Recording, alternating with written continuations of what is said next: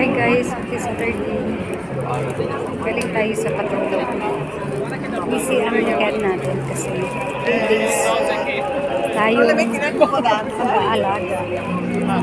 3 nights. So, tayo nakakasapit sa masyadong ano tayo. Concentrate kasi malaking responsibility dyan talaga kasi sa may deadline instrumented ko. Attention talaga sa amin. So, dito naman tayo lalakad sa BM. Diba? Parang di napapagod. Ito yung patulog na nakakatulog. Hindi katulad last time na talagang yung patulog ko hindi nakakatulog. Kasi kailangan talaga hintayin ko matulog yung alaga. Ito talaga tulog na eh. So, umaga rin ako nakatulog. Lang doon. Ganda yung may kasama kasi sila. Diba? Good vibes tayo bago tayo mag-BNB sa hotel.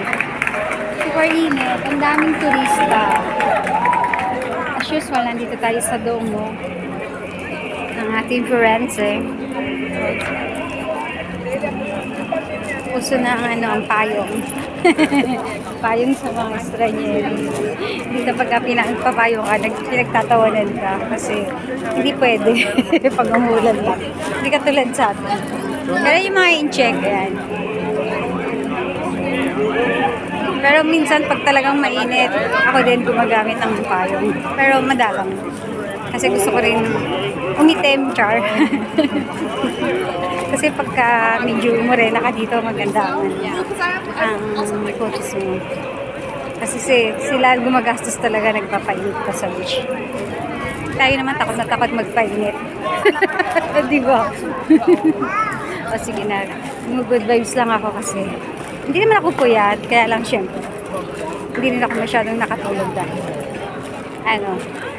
alert ako sa mga alaga. Pero good vibes naman kasi naman, okay naman sila hanggang kanina. At least talagang bantay, tapos tinis ko ng mga dapat ito sa kanila kasi kailangan control, ganun, ng medicine. So diba, kakatuwa din yun. Parang naalala ko tuloy yung lona ko, yung alaga ko. Actually, magkaibigan sila. Kaya binigay ako ng anak. Pag emergency. So, kaya tayo mirakan tayo ngayon.